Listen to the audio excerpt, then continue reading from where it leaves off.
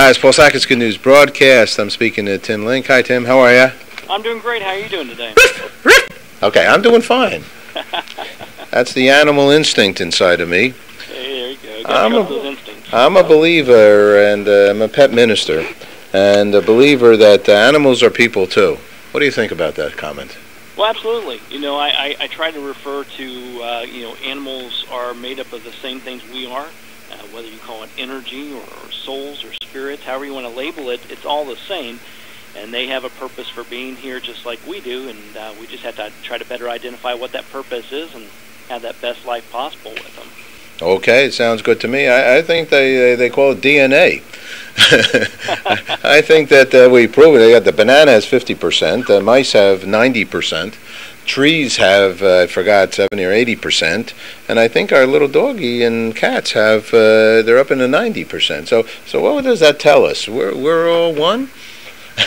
Absolutely, we are all one, and I think everybody needs to recognize that in order for us to have a great life in this world. And the good news is that it's been recognized. I don't know, I'm 60, so the discovery of DNA has been occurred in our lifetime, in my lifetime. And sometimes the people like that science stuff. They actually believe that is the statement, and they put it in quotes. You're from Atlanta, Georgia, is that right? That's correct. Okay, and you use your ability to communicate with animals to help build stronger relationships between human and animal companions. Okay, beautiful. So what does that mean? You use your ability to communicate. So are you that guy that I'm talking about? Yeah, well, you can label it however you want. I'm an animal communicator. Some people call it a whisperer. Some call it a doolittler, like the Dr. Doolittle. Whatever you want to call it, it's fine with me. I have this unique gift to be able to connect with animals and to be able to speak basically the way they, in their language, whether we call it telepathic or an intuitive connection with them. And they're able to share information back with me, whether it's in the form of words, colors, feelings, pictures, emotions. They share that information back with me.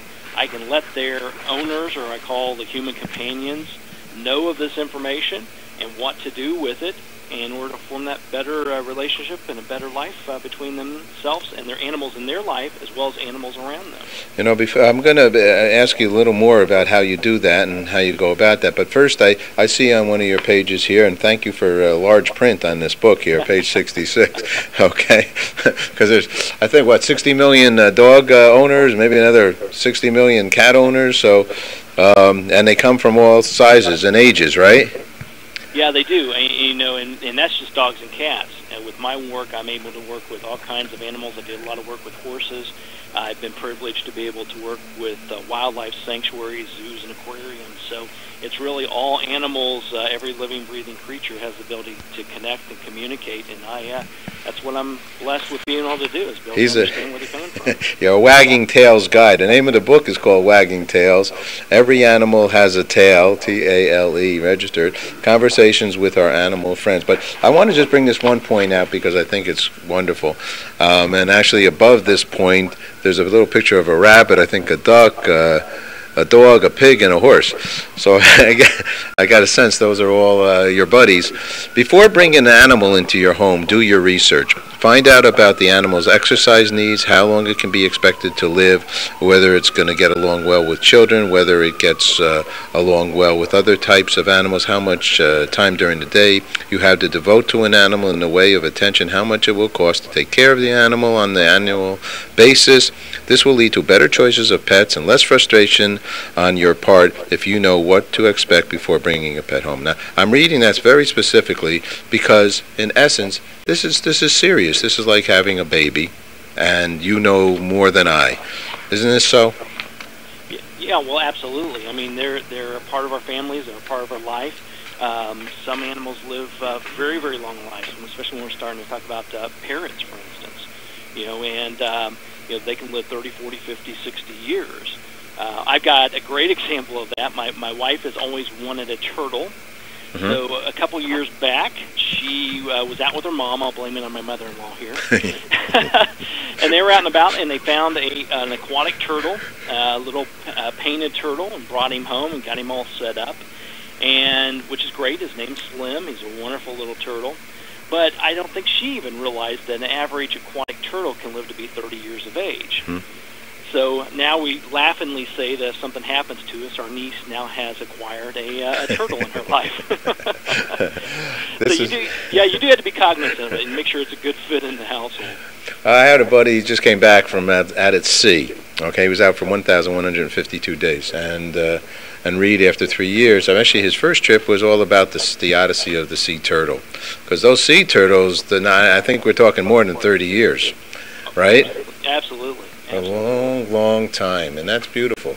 Well, what inspired you initially to pursue these tales?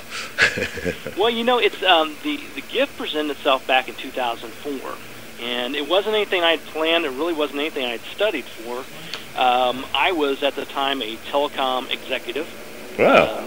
So I traveled the world and I sold advanced cellular phone technologies. So all these wonderful things, or hindrance things, as some people call them, okay, that we see in cell phones today, like video download, live TV, text messaging, picture phones. These type of things were things I was working on, back in 2004. And I would give major presentations to companies like Texas Instruments, Intel, Microsoft, all these big companies, and try to convince them to spend millions of dollars of their money on this technology that may or may not come out in phones, 4 or 5 years from now. But in 2004, I went to a little workshop. It was a little half-day workshop taught by the late Judy Byers, who worked in a lot of different healing modalities, including communicating and connecting with animals. And the workshop was really designed to just clear our mind, do some breathing exercises, sort of clear all the clutter that gets in our mind that prevents us from doing what we're supposed to be doing. I call it the monkey mind. And then to open our hearts with the opportunity to see if we can connect with animals. And so I learned those practices. There was about 12 people in the class with us, and we all had 4 or 5 pictures of our pets. And there was a few live dogs and cats there at the host house. And we all had 4 or 5 questions for each of the pictures and each of the live animals. So it was well over 100 questions. And we were tasked with the opportunity to be able to sort of breathe, clear our minds, open our hearts, ask some very simple questions of the animals, and see what we got back. And only the owners or the human companions of the animals knew the answers to these questions. So these were questions like, what color is Fluffy's litter box? Where does Winnie like to eat her hay? What color is the dog bowl? These type of things. And I went through the practices, cleared my mind, asked these questions, and lo and behold, I received a couple of words and maybe a picture or two.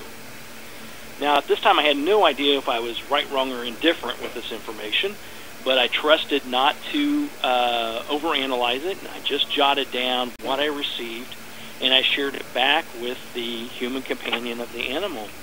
And lo and behold, every time I connected with the animal, I received information, and the information was correct.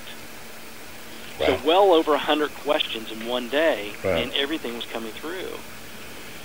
Wow. And, yeah. So, at that time I thought, well, this is cool. This is definitely out there.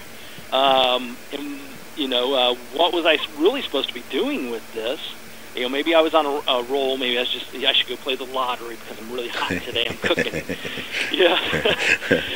But it was one of those things that it just opened up, and for me, the opportunity the door just didn't nudge open. It just flew wide open, and I really wasn't sure what to do with it at the time. I wasn't prepared at that time to trust that this was a gift I was given, and I wasn't prepared to leave a 20-year career in telecom behind because it was paying the bills. But I continued to work with it, and continued to work with it with my own animals, better understanding them and receiving more and more information. And then a few friends I let know about the gift, and the gift continued to grow. And then later we got involved with animal rescue organizations and became president of our local humane society, which afforded me thousands of more opportunities to help animals.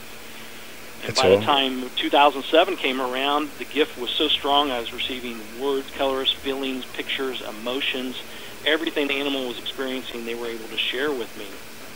Wow. And Yeah. That's you're blessed. You're blessed with this opportunity. Perhaps what we don't know about animals would be the most incredible finding yet. Tim Link's accounts in Wagging Tales will make you start thinking, says Jack Hanna, Director Emeritus of the Columbus Zoo, host of TV's Into the Wild. That's a beautiful comment from Superstar. Yeah, absolutely. You know, and that's an amazing thing too, because we've admired Jack for years and years and years. I do not know Jack personally, but my brilliant wife Kim came up with the idea of obviously if you're going to put out a book, you need endorsements. She took up the idea of sending it up to Jack and his team to see if they would read it. So she reached out to them, and they said, yeah, Jack would love to read it, and if he likes it, he'll give an endorsement. But you've got to overnight it to him, because in 2 weeks he's going to go to Kenya and work at a wildlife sanctuary there for orphaned wild animals. Wow. So we sent it up there. Jack loved it. He gave us that wonderful quote, and then it didn't end there. A few days later, his team sent over 4 pictures of some of the orphan baby animals he was going to be working with.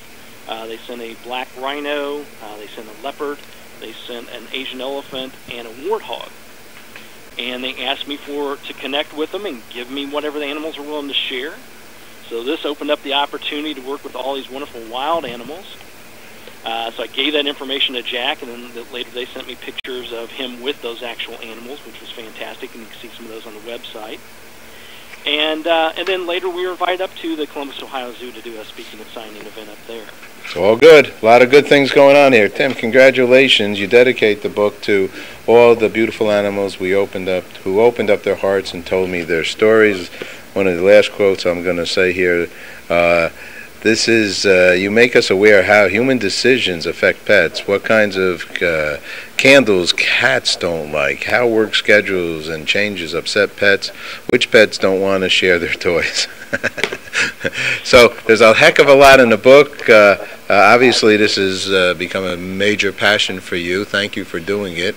As I once started this saying, animals are people too. And we love them, and you've done a great job here. Thanks so much, Tim. Last question for you. What's good news for you? Oh, good news. It just can, opportunities just keep presenting itself. So this affords me more and more opportunities to get in front of the animals. So we work with animals that have changes of behavior and try to find out what's going on with them and see if we can help you build a better life with them. I work with lost pets, so we have a good record of finding missing pets and bringing them back home. And we work with people that have sick or injured pets or pets that have transitioned, and we help them get through that grieving process. So it's just a blessing. Every day I get to work with a whole host of different types of animals, and we're building those best relationships possible between them and the humans. So that's always good news. Okay, well, thank you very much. We'll send people over wagging-tales.com to your website. You got some talk here about the concerns about the Gulf of Mexico and animals, and your heart's really in the right place. So thank you very much for sharing good news with us. You're welcome. My pleasure. Thanks, Tim. Bye-bye. Bye-bye.